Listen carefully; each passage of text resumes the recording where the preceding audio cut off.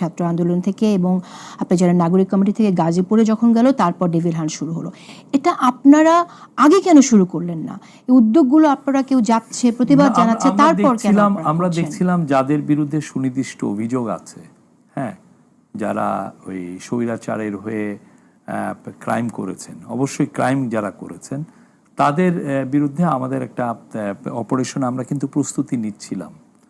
হ্যাঁ, যেটা হচ্ছে যে একটা প্রস্তুতি নিতে না, এটা অনেক সময় এটা তো লিস্টিং করতে হয় কার কার এগেইনস্টে সুনির্দিষ্ট অভিযোগ আছে। লিস্টিং করতে করতে তো তারা পালিয়ে গেল।